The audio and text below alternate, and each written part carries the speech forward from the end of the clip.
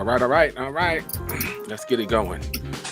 Welcome to the show. We're going to get rich, and hopefully when we retire, all our family and our children will be like, man, he died golfing on the course. He was happier than ever. Happier than ever. Send him right to the freezer and right to the grave with his golf clubs in his hands. What up, Big Sif? Good with your bro ball as well. You and Trish out in your respective states and areas. I hope you guys don't go to Mexico anytime soon. Yeah, it's tough. It's tough. It's a tough one. That's a tough one. That's a tough one. I'll speak on it a little bit. Miss Clark's Golf Life. What's up, fam? How y'all doing? Oh, man, I cannot complain. How's everything? Man, everything's everything. Had a really awesome week. Had a little tournament, a little celebrity tournament. Well, with the NFL alumni here in Tampa. And it was keyed together with iGolf for Vets, an organization that helps veterans, to get them in the game of golf and help them with their PTSD and depression and things of that sort. So It was a good time. Yeah, Charlie was here. Charlie joined us. We had a really, really good time. How dope is that? How dope is that? Always giving back, always golfing for a cause. Yeah, that Mexico trip was unfortunate. It was unfortunate. Wrong turn. I mean, it's happened even in the States where people have made a wrong turn and mistaken identity. Be careful out there, y'all. Know where you're going. Make sure when you internationally travel, look at the State Department's warnings.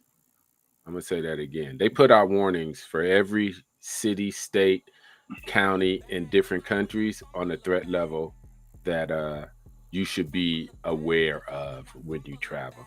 Just a sad thing. But the State Department, check the website if you're ever going. Even if you think you're going places safe like Europe or parts of Africa, just check the state one. You never know what, you're not on all the current events or internationally current events, even though CNN International is one of my favorite shows. I like to watch that more than the CNN, American CNN. It's just a better perspective to me. But State Department, rest in peace to those folks. And the other ones heal safely. We're going to get right into it, because this is going to be a good conversation. Let's take a small break and remind you guys to like and subscribe. We need subscribers.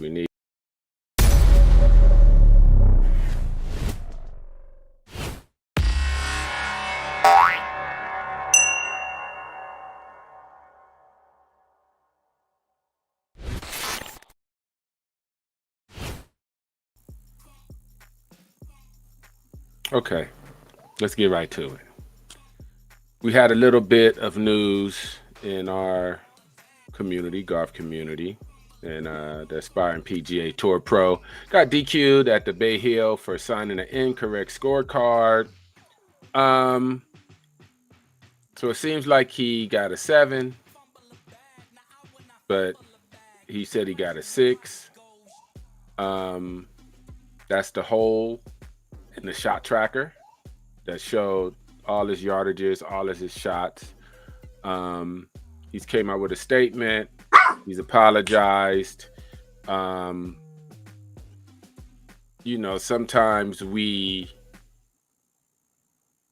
not even going to go there. Let's just say that he's not the only one that's done it. And I hate to even say that, because I hate making excuses for bad decisions and not being professional. But Sergio's done it. Y.E. Yang has done it and actually got DQ'd in tournaments. And I think 5 other people have done it. So he's not the first. Unfortunately, he won't even be the last. But when you have an exemption, and this is just my opinion, but when you have an exemption, you're a guest. And what did Mama say when you go to someone's house as a guest? Be on your best behavior. Be on your best behavior. Dot your I's, cross your T's. What say you guys? If you got anything to say. I think it's unfortunate. Like you say, we got an exemption, and which was great. I went to Bay Hill this weekend.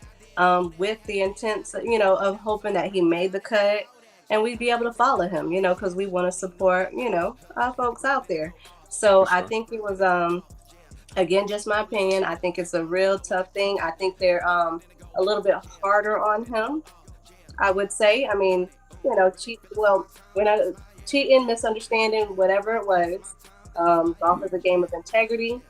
And, I mean, perception's everything. So even if it was a misunderstanding, the perception of it, and with the, folks scoring and everything, and the other folks' account, it just was a really, really tough look for us. Yeah. Facts.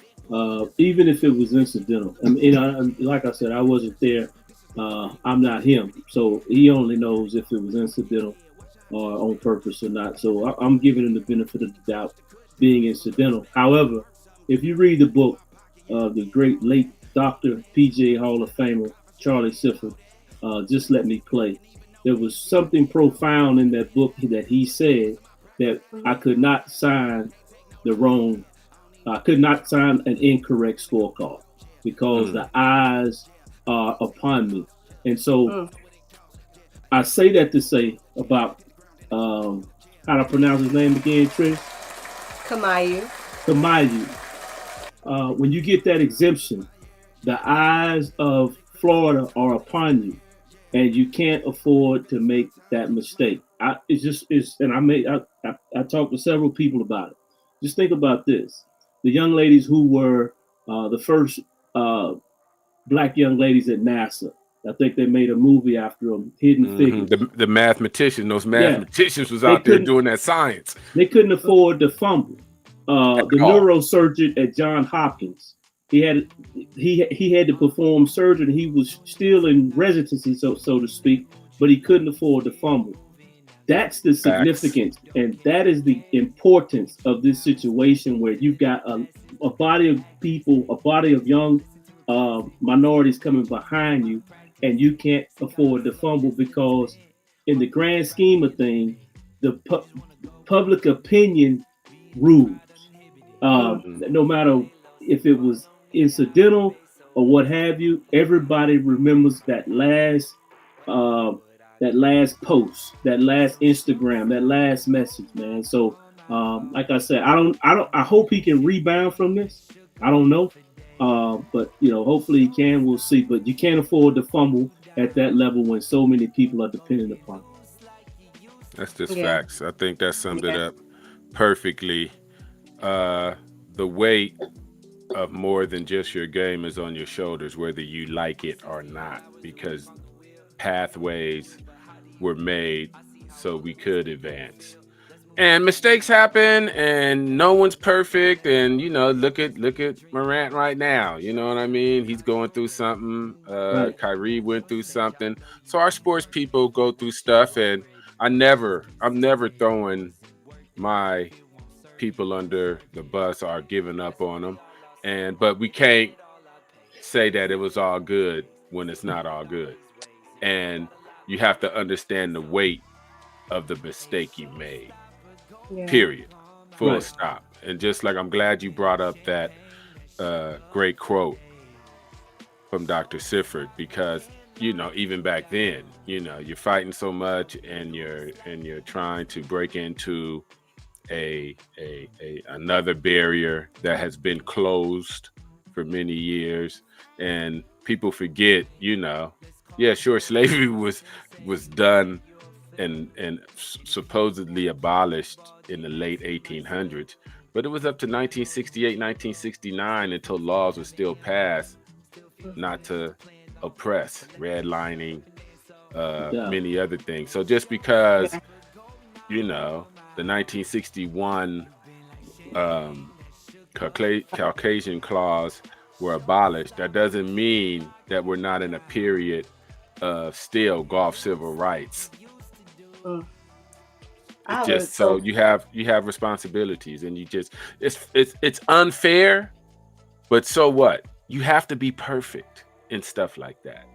You have Mm-mm. to be perfect. And it Yeah. is unfair that others don't have to be perfect, but you have to be perfect. Period. That's Yeah. that that's that's where we are right now. That's where Do you y'all are right think now. do y'all think with this, with him getting all the exemptions that he did have and those opportunities, do you think he'll still be able to have those same opportunities, or do you think this is kind of tarnished the opportunities for him? I think he has some rehab to do. I hope that's not all the opportunities he has. I don't know who picks who to go where and who selects what for exemptions. I'm not privy to that. I don't know how that is done, but like I said, I've never given up on us on one mistake, especially if it was a mistake and you admit to that and you say, you're going to do better. I'm never giving up on anyone. I don't want to give up on anyone who makes a mistake. Just that's just me. You know what I mean? So hopefully, however the decisions are made, who gets exemptions and who gets what, I hope he's still in the running, Yeah, who knows? I think it's going to be, huh?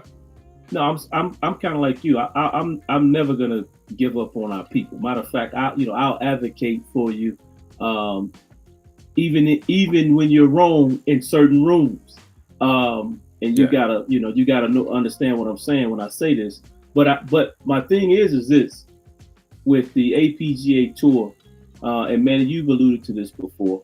It's almost like making a leap from high school to the Super Bowl, and I think that those exemptions should come from that Corn Ferry tour to the PGA Tour. Because if you take the 150th person on the PGA Tour, they're going to win 90% of the APGA event. That's the disparity. Mm-hmm. No, yeah. You know how I feel about it. I believe that I'm not going to say it's almost unfair to put those guys in that kind of situation, because the story that we read, they were on the clock. So somebody was playing slow. I don't know who it was, but they were on the clock. And I guess,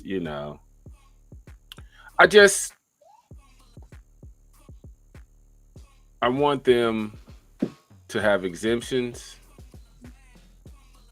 I want them to have experiences, and I want them to do better. And I'm gonna leave it at that. I got you. I feel you. I say, like you said, to me, when you're given these opportunities, you got to make them. And then also, I tell my boys all the time, our 100% will never be enough. You got to do 110, 120, 150 to be anybody's 90 and 100% around here. So, when you're given those opportunities, you gotta, you just gotta, like you say, cross your T's, dot your I's, and just make sure that, we don't give them nothing to have anything to say about anything that we do. Exactly. Again, it's very unfair. You have to be perfect. But so what? Yeah. You have to be perfect. Yeah. And when you're a guest in mama's house, you really have to be perfect. Mm. You're a guest. Or you didn't get it, or you don't get invited again. That's just what it is. You don't get invited again. You come to my house and cut up, I don't think you coming back for a while. Yeah. I ain't gonna say you never coming back, because like I said, I don't give up on anybody, but you ain't coming back for a minute. You're gonna have to see me eating a little bit of those ribs from the house, because you ain't coming back for the ribs anymore. Not for a while. Okay. We'll do better. Like I said, he wasn't the first to do it. He won't be the last to do it, but he was a guest to do it. And I think that was even a little more impactful. Yeah. All righty. Real quick before we bring on our guest, PGA made some changes. They're going to no-cut events, the elevated events. They had a meeting at the Players. The Players is this week. They had a meeting. Some of the players, like Chris said, the 150th going on up to like the 85th, not all on board because they feel like they're not going to get a lot of opportunities. I don't know. I come from a business sense of the product must be protected. So far, like I said, even last week, the elevated events is made for great TV to me. It's made for great tournaments. And we all forget because, like we were saying earlier, they piled on our guy. Some of the golf fandom is still on that BS. A lot of it's the same NASCAR people, even some of the baseball people, uh, you know, and as a whole, not just in our community, in the last 5 years, golf, even though it's popular and stuff, but as far as viewership and growing, it's declining. Doesn't seem like it because we're in the community, but golf as a whole is declining, and it's not because of Live. It's because people in the NBA, NFL has done better stuff, better deals, better product, better tweaking, better exposure. So although we love golf, casual golf fans are not being reached, and that goes across the board. And you're not going to be able to be paid and have NBA salaries and NFL salaries and baseball salaries if you don't get the casual fan, just period. And that's why I like the elevated events, because for the casual fan, you can immediately learn about all the stars on one tournament. It might just catch you, it might just catch you, and all the stars are there. And I think it's 19 or 20 tournaments. Sorry. If I'm the commissioner, I'm making them play. You got to play 24 events a year. That's 2 times a month for about 30 million. You're going to bring your ass out and play these 2 events a month. I'm trying to sell something here. I'm trying to make some money here to pay you. Help me to help you. And we got to grow up. The PGA's got to grow up. They got to package up a great product and be like, can the NBA player just be like, I'm tired, I've been traveling? No. Not even the golf has to grow up. Golf has to grow up. Else it's going to go the way of NASCAR. It's going to go the way of hockey. It's going to go the way of baseball, although baseball can be fixed with a small tweak or two. I just think they play too many games. But, our attention span and the youth are consuming entertainment differently. They're consuming it streaming. This is not 1942 where you're listening to a doubleheader on the radio.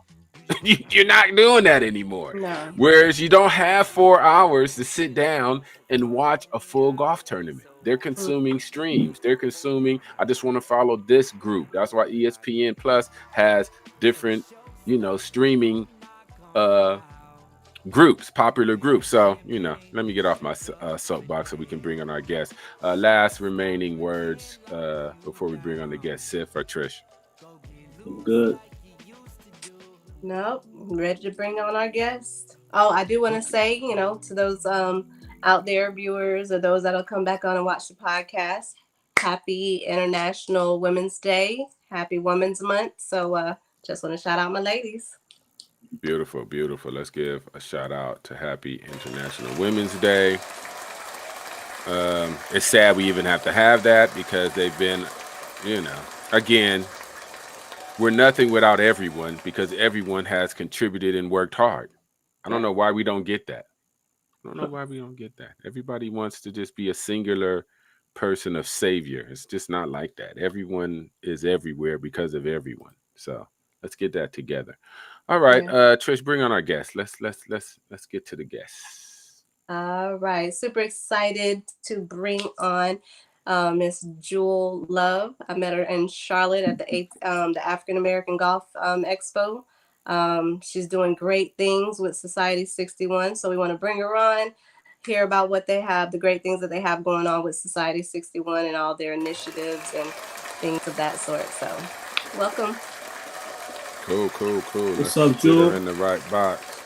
Let's try to get her in the right box if they let me. It's coming. I don't like that one. I like that one. Hey. All righty. There we go. Welcome to the show. What's up, Jewel? Let's just get it started. Introduce yourself, Miss Jewel. Yeah. Let me first say thank you for having Society 61. I am an advisor and I'm on the board of Society 61. So we appreciate you all giving us a few minutes to be here and to be on this very important, very popular podcast. That's all I need to say about me. I want to just focus in on what we've got going and what we want to share with you tonight. Beautiful, beautiful. Thank you for coming. And it's always,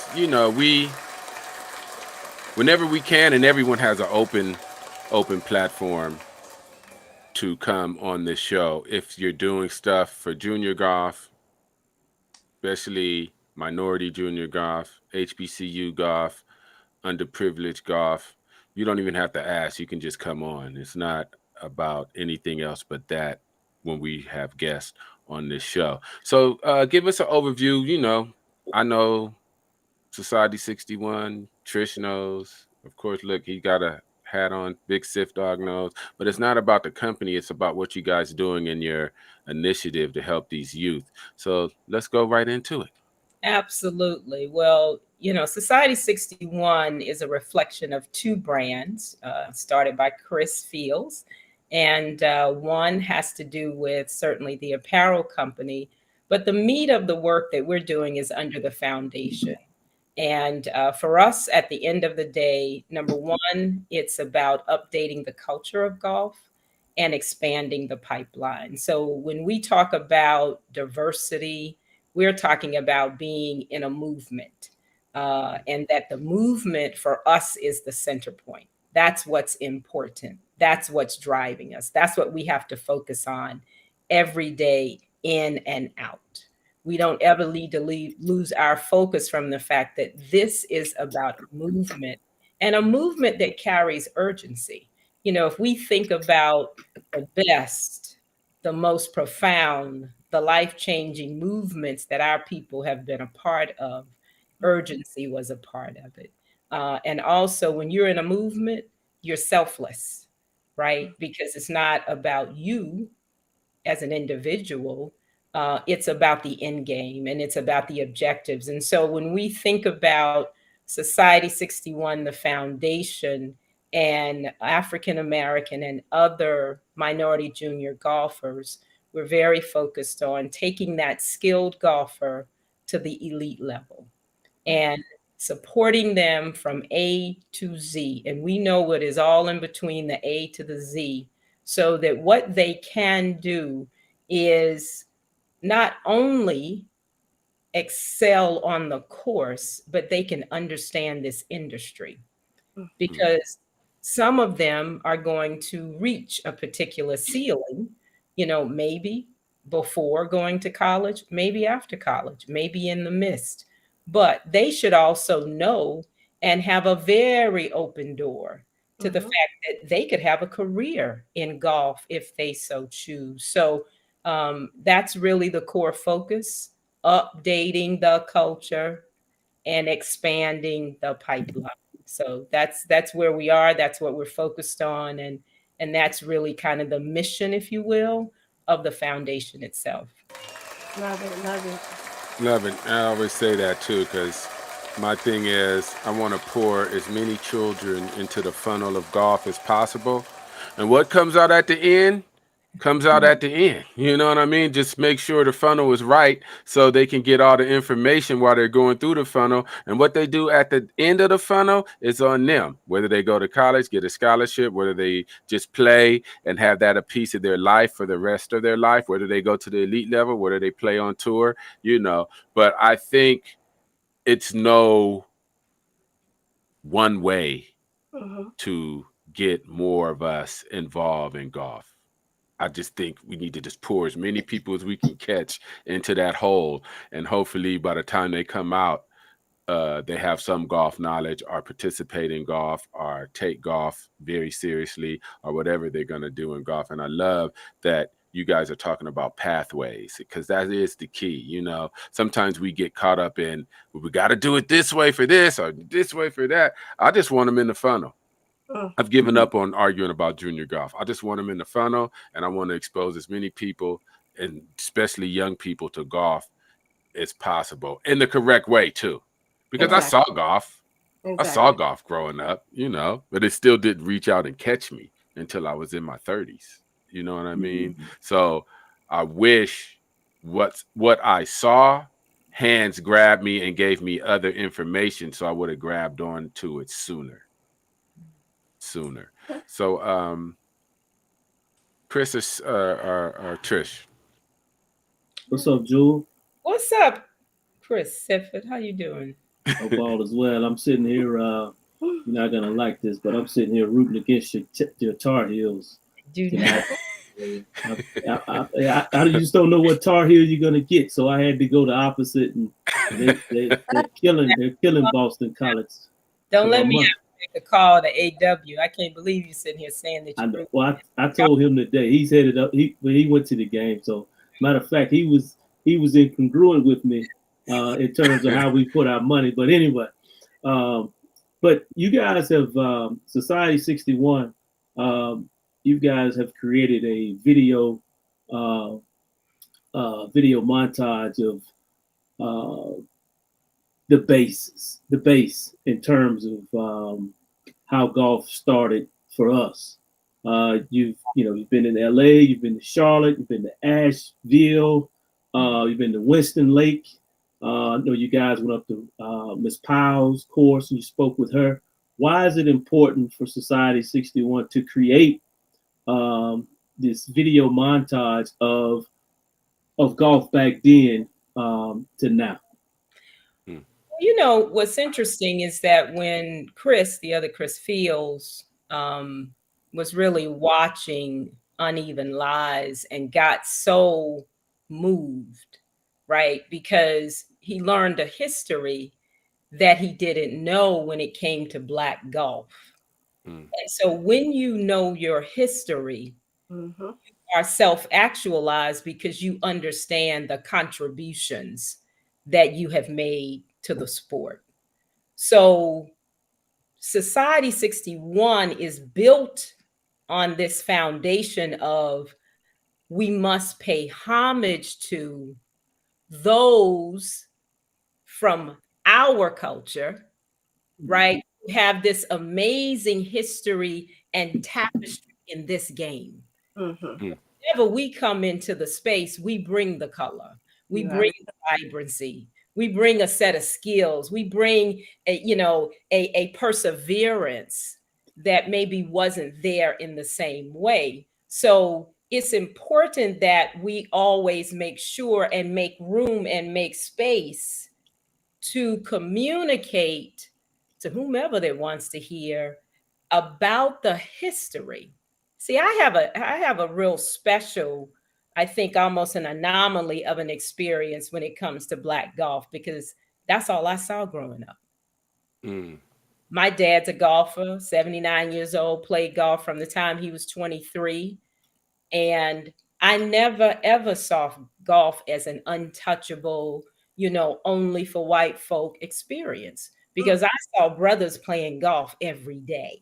I saw brothers talking about golf every day. I saw brothers going from state to state participating in golf tournaments. We didn't just walk up in the door in this. And so I think that's part of the reason why it's so important to, share the stories. And when we can share the voices and the faces of those who can still share the history right now, then that even puts, more of a reality on it. And I think it embeds and it kind of makes you listen and you're like, whoa, wow, that was happening.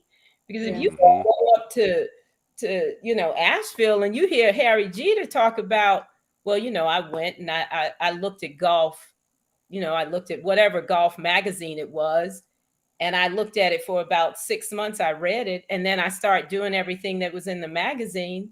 And then at 16, 17 years old, you shoot a 59? Come on now. Those are things we want to share, and that's what you want to talk about. And these legends and these icons that are still living, it's important. It's important for their voices to also be captured, right? Also be captured. So that's part of the reason why we make sure we do that. And I know it's seen a lot on our Instagram. Absolutely. Yeah. Absolutely. When you see better, you do better and know better, for sure. And again, people talk about giving flowers while they can still smell them, but yeah, you got to do that, and you have to chronicleize real history, even if it's past history, because we see certain folks want to just stop history and be like, oh no, we don't need to learn that anymore. We're going to ban that right now because it's changing young people's lives when they hear the stories of their forefathers, when they hear. So how do we stop progression? Stop information. Just stop the information. It's changing lives. This real truth is actually changing lives we don't want changed. So let's stop the information. And that's what a lot of that is going on. So anytime we could chronicleize and still give flowers and have an accurate account from their words of history, it's a must. And it needs to be on many platforms as possible, because 100 years from now, someone might pick up an old phone and be like, oh, I didn't know that. We might be playing golf on the moon, but they still need to know the history. Trish. Yes. So, Jules, I know y'all have the eligible for membership. So, and I know y'all also have a tournament coming up in August. So, I wanted you to speak on that. Tell us a little bit about that tournament y'all have coming up. Sure. So, there are a couple of tournaments coming up. I'll first talk about quickly the annual golf tournament that will happen on Juneteenth, on June 19th, which is now called the True Legends Golf Classic. So that's in Los Angeles. That's at Porter Valley. And so that's our annual tournament. And that's a fun time. That's a 2-person scramble. That's for adults. So that's a really, right. That's a really experience. One of the things we want to make sure we're always doing is looking at where there's a need when it comes to our juniors, looking at where there's a need and then assessing and saying, should we be filling that need? So we decided that we knew back about probably in the fall that there would be a time when certain kinds of branded events, i.e. tournaments, matches, etc., for minority junior golfers would need to be hosted by Society 61.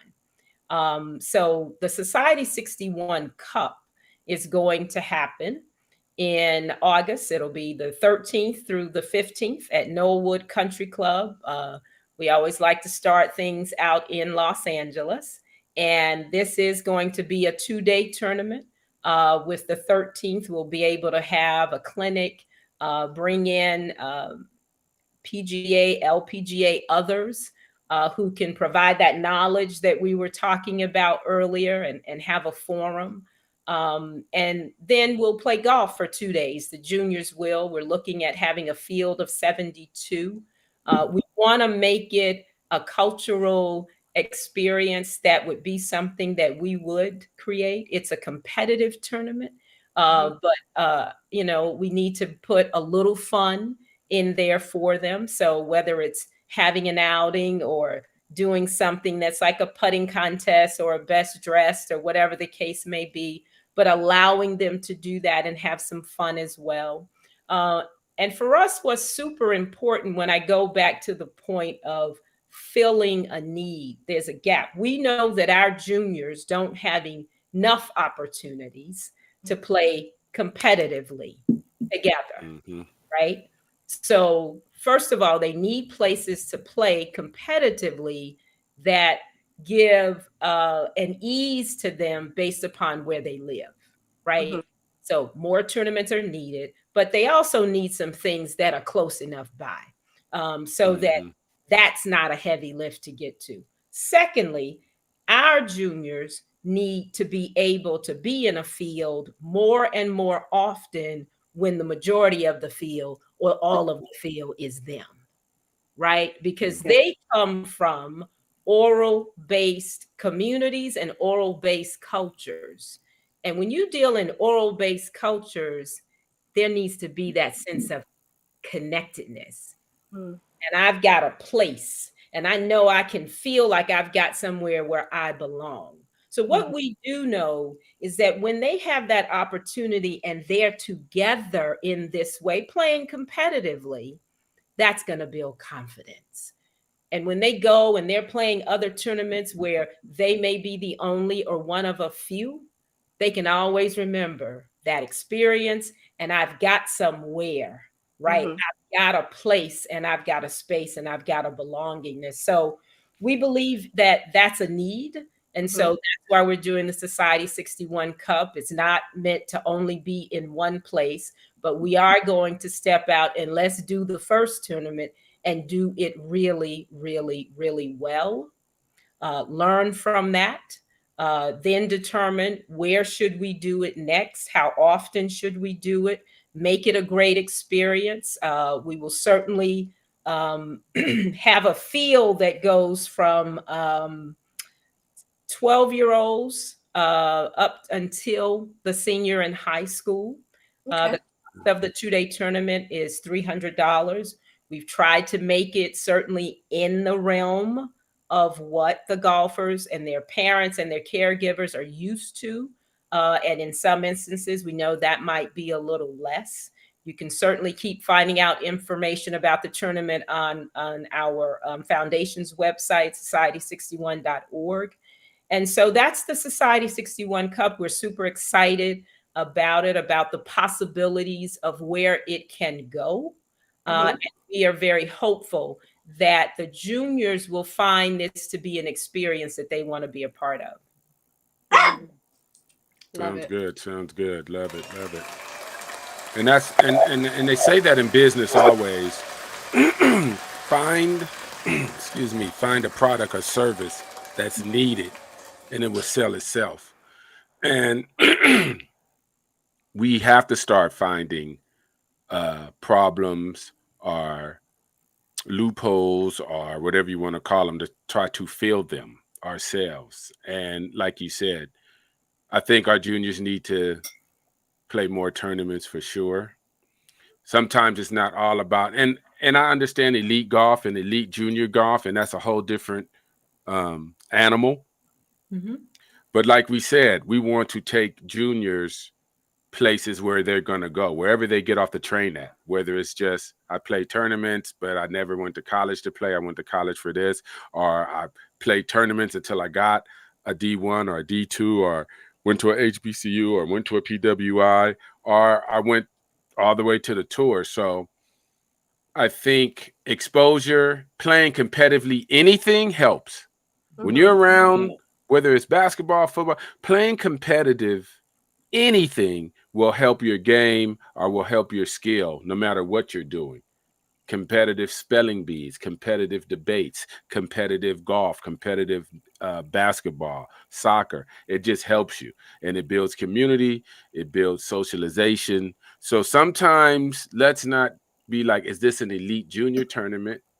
Or is this, or do they get stars? Or are we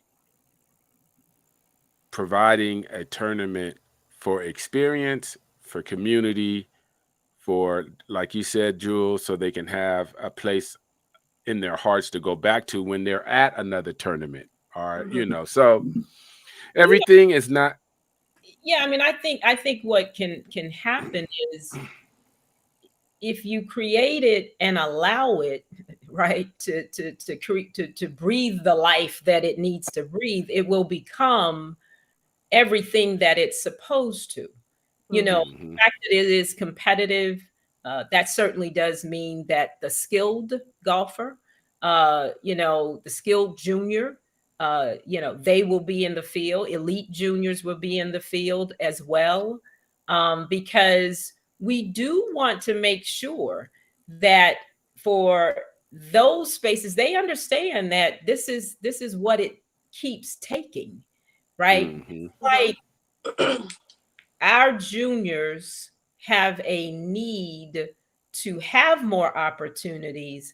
Our juniors also need to excel when they are in those opportunities. Right? We have to keep learning every time what it means to show up for 36 holes, and to recover in the middle if we need to figure out how to be good, right, at going through a round, and finding those opportunities to put what we've been practicing into play in the competitive space. So that's why I appreciate what you're saying, Manny, because when you're a competitor, no matter what it is, you learn something about getting to the finish line, Mm-hmm.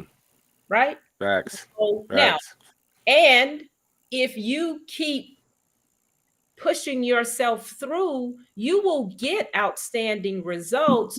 But we want our juniors to know too, you have got to work hard at this. Golf is difficult. Period. Yes, yes. Period. Period. And I think we talk about history. I think our standard bearers, the Charlies, the Blacks, the Thorpes, the Dents, they, how did they understand that they got to shoot a number? They shot Bottom line. numbers. Bottom Man, line. they shot numbers. Well, you know, But now that's why I don't give it. I mean, I don't give speak them. on it. They shot But see, the numbers. thing is, I don't give. I think the generation of everyone gets a trophy.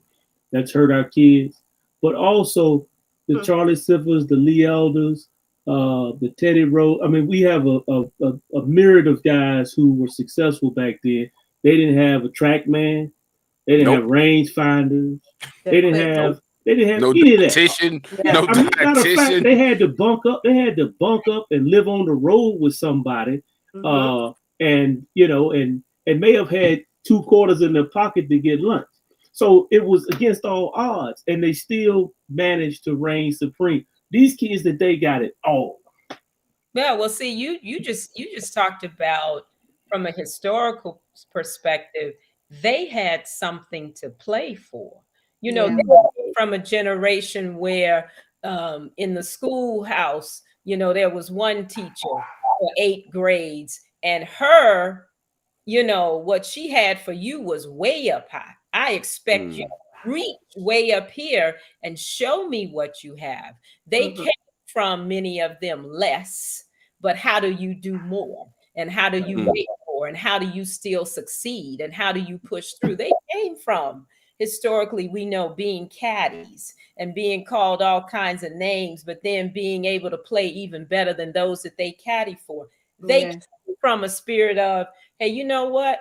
I'm gonna have to do this because I need to make this money, because I got to send that back home. So they came from this energy and this spirit of hustle, but they could be like, I know the shot I got to make right now, and I'm getting ready to make it. That's it. Yeah. So Jules, where do y'all get your junior talent from, or does it come to you? How are y'all finding? Where's this pipeline coming from? Well, I think that when you talk about the eligible for membership junior golf league, and that's our golf league that is currently out of California, we've been fortunate in the California area and in Los Angeles in particular to have some great partnerships where, for instance, T Divas and T Dudes, and everybody knows Jenny Bethune, they are feeding their skilled golfers to Society 61, and then we're able to do the work to take them to the next level. We've also started to do outreach in the obvious places, whether you're talking about community organizations, rec centers, the school system, etc., golf coaches at all kinds of different levels, to let them know that this is an option and an opportunity. The Society 61 Cup will be an outreach and promotion within itself that, hey, look at, this is who we are. This is what we're doing. We get the opportunity to explain that. But then also people are able to see the experience and be in it for themselves. We've also started to assess the next markets, if you will. Let's go outside the state of California that we think might work for an EFM league.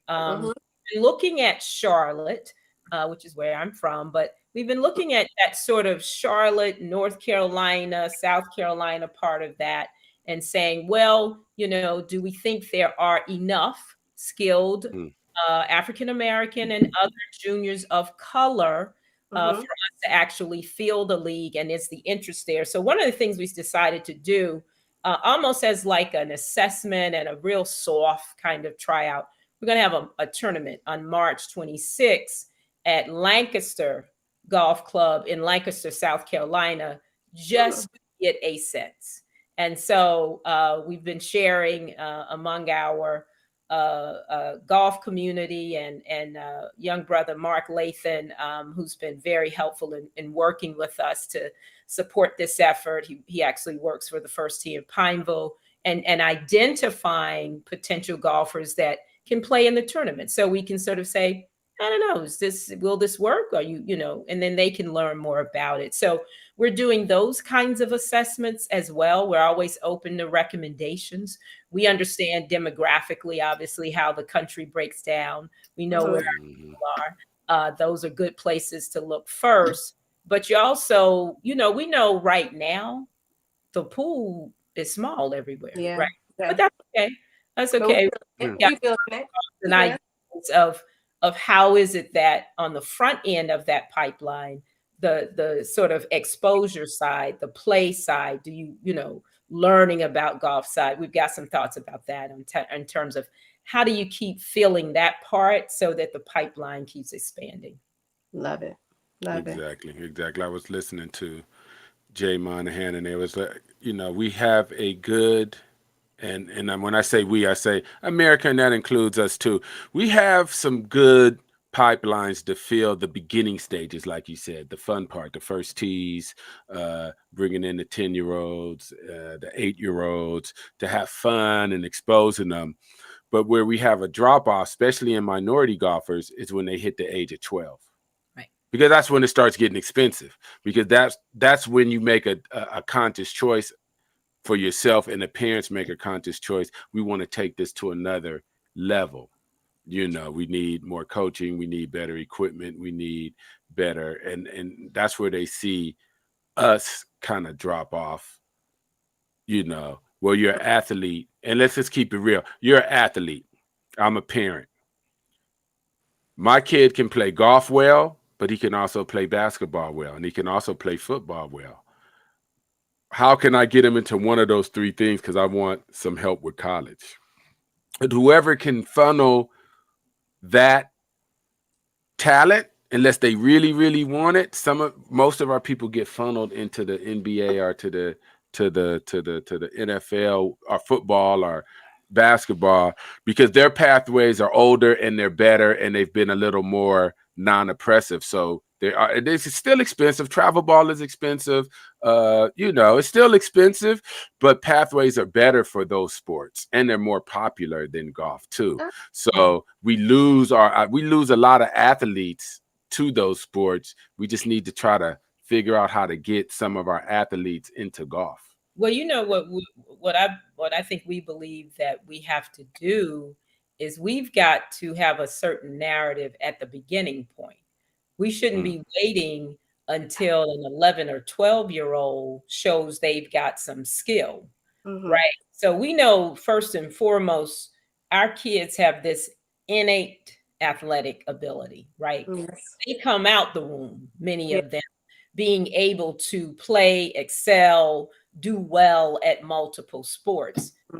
So on us in this sort of golf landscape to shift and put the knowledge of the narrative about golf on the front end for the parent, for the caregiver, for the grandmother, for the auntie, for the family, and help them to understand, hey, listen, we can look at basketball, we can look at football, but let me tell you why you can also look at golf. Yeah, it's exposure. You got to expose them. You have to expose them to golf too. Absolutely. Got to. Yeah, I like it all. As long as we're moving forward, you can't lose. Got a question real quick. So, Jules, I know once upon a time there was in the beginning with Society 61, there was adaptive golf, and there was a support towards that. Are we steered more towards the youth now, or is it still adaptive as well as youth golf, or is it, youth golf? Classic to when you start out and you have one brand, right, which is an apparel company, Mhm. then you realize that, and I think this was the realization for Chris, that you really wanted to be a part of a movement of change and you create a foundation. What happens is that if you're doing it in a good way, you Mhm. really then have a depth of a plan and an approach. We have a model, I mean, an actual model that's an infographic of what we really understand and believe to be our three phases Mhm. for shifting and moving and really having some diversity that we can all smile about. So Society 61, with having a board and having the kinds of planning and blackboarding that you do as a part of a foundation, has evolved. And Mhm. the junior golfer is important and is the sweet spot. So we're not even doing it for us. We're doing it for Blaine. We're doing it for Josiah. We're doing it for, Pedro. We're doing it for those young people so that they can have the opportunity. And so we just realized, that's where the emphasis needs to be. Mhm. That's where the work needs to be. That's where our attention needs to be. That's where we need to help our financial partners that we seek understand this is our audience. And that's the other thing. You have to have that clarity, Yeah. right?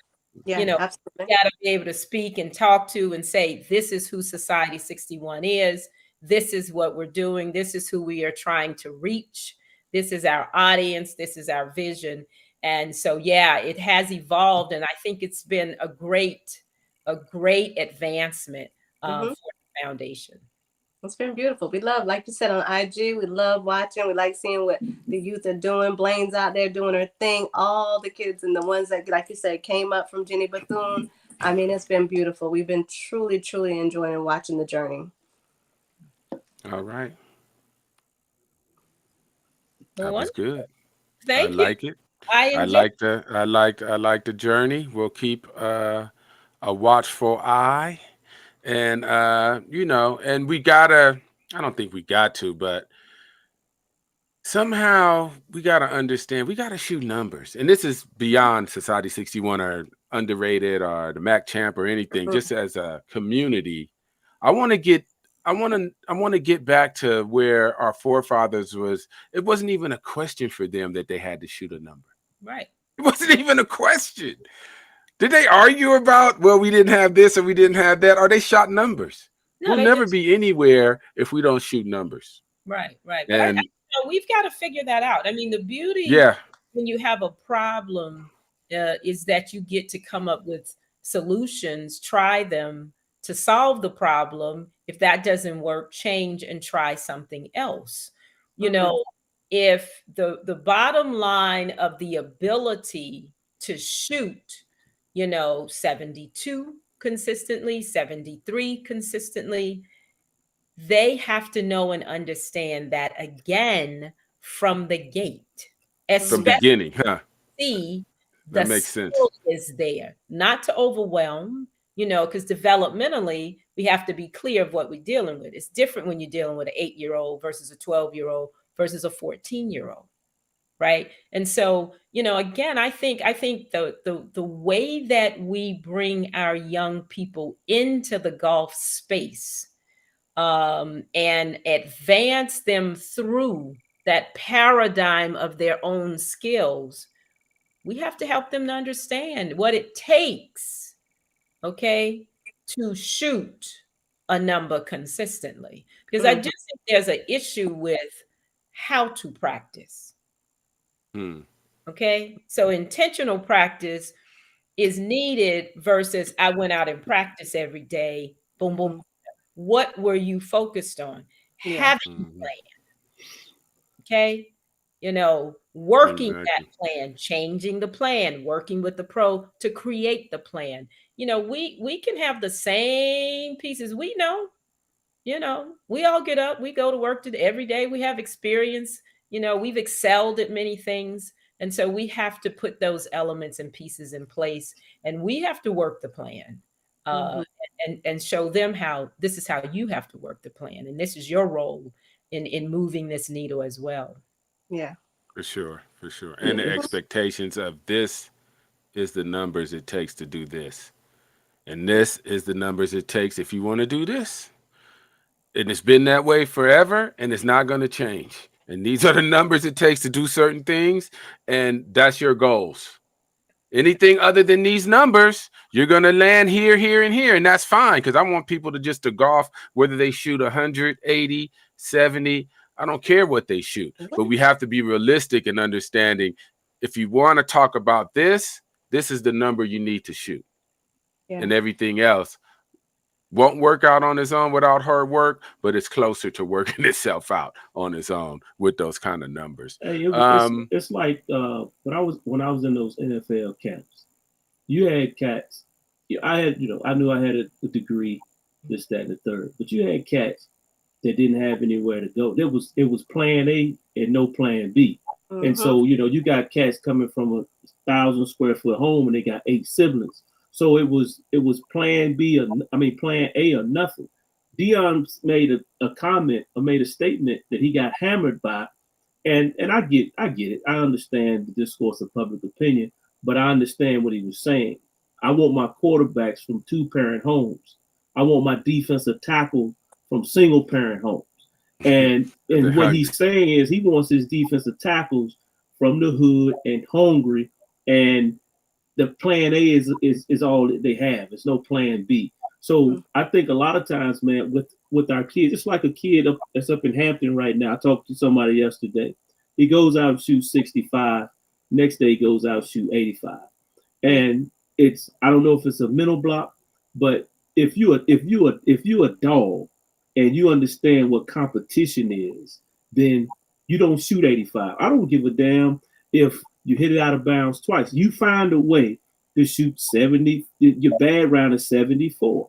But that's something that's in you. I think it's something that it's in the pit of your stomach to say that I'm gonna get this done no matter what. I think a lot of times, man, we're raising. And I don't want to take this into another soap opera, but we're raising passive young people, and versus getting into a kid's ass and making him go out and do X, Y, and Z, and then you don't understand why when the kid grows up and you want to morph him into here or there, and he's at a standstill, don't know what to do.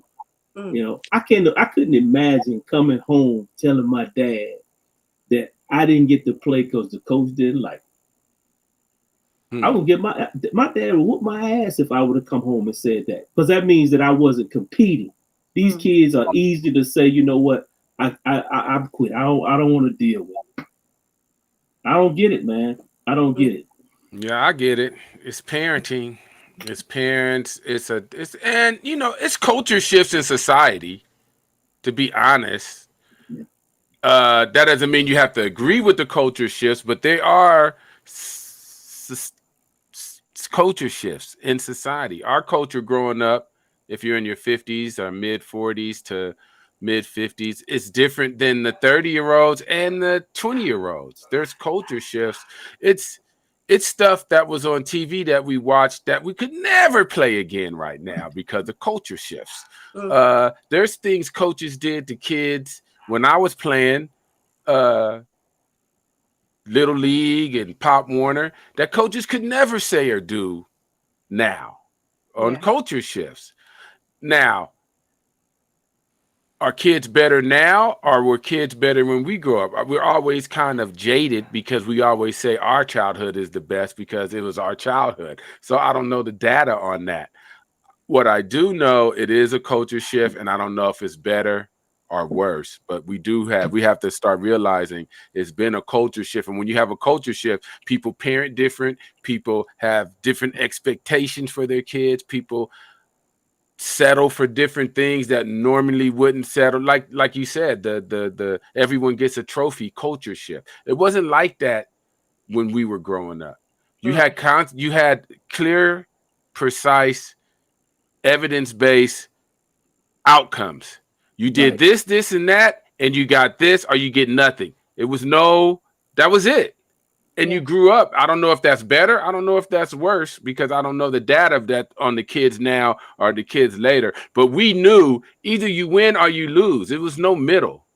It Yeah. was I mean, honor and trying and working the hardest you can. And it's no dishonor in even failing if you worked hard. Now but we don't see, want anyone to fail. We don't want anyone to fail or but feel the like thing they're is, failing. it's like, for example, if you lost on football Friday night, if you lost a game, if I lost a game on Friday night, you wouldn't see me the whole weekend. I wouldn't even go out the house. Now, after the game, the kids go and party with the guys that just beat them after the Yeah. game. I just don't understand that mindset. I just, Culture shift. it's crazy. Culture shift. Yeah. Culture shift. Culture shift, unfortunate. Well, maybe data will tell us. All right, that's it. We're over an hour. We could continue this conversation for another 5 hours. But Jewel, thanks 1000% for coming in and enlightening us.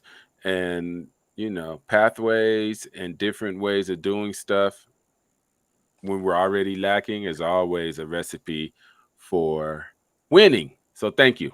Thank you. Thank you for having us. Thank you for having Society 61. And we're just going to always remember, we have such great opportunity, period, the end. Tell us how we can find you. Yeah, we can find us on Instagram at Society 61.